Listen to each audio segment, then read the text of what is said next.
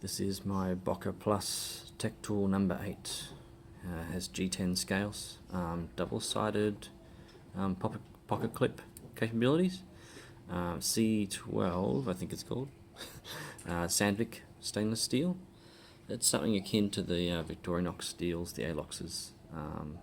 Probably a little bit more stronger, maybe. Yeah, a little bit more stronger. Has a beautiful shape to the blade, that concave shape. I know there's a word for that, sorry, I've forgotten it. It's a multi-tool. Let's just go to the back first. Slip joint on the knife. This is the Phillips head, and it's pretty good.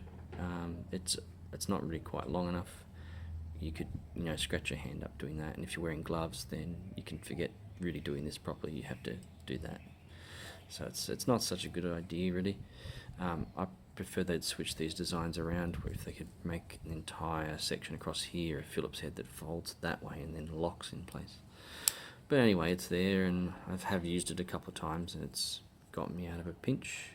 Here's the awl. It's sharp, but it's also very wobbly. I don't really like using it. It doesn't feel stable enough to use, so I don't like that one. And yeah, G10 handles.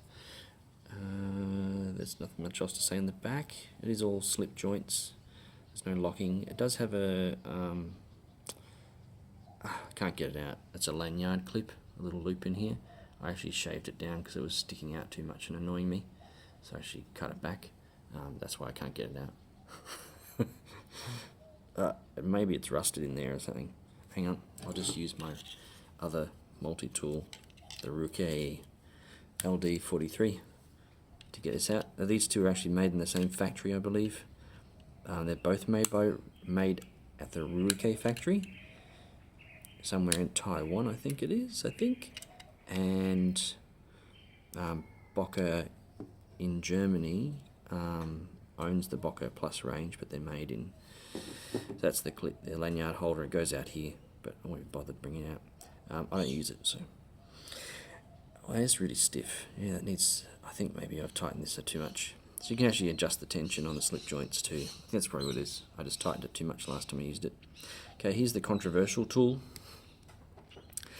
and it's a seatbelt cutter, and it's a great package opener.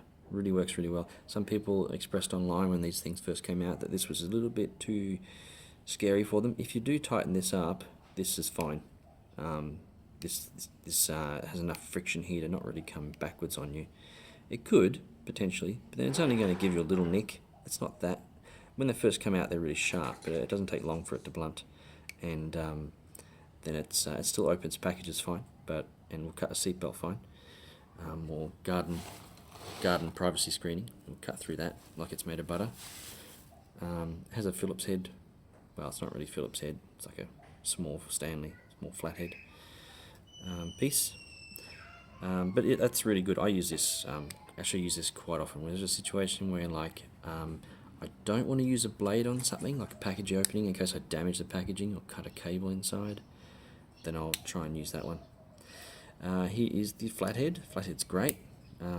Works really well. Really strong and rigid.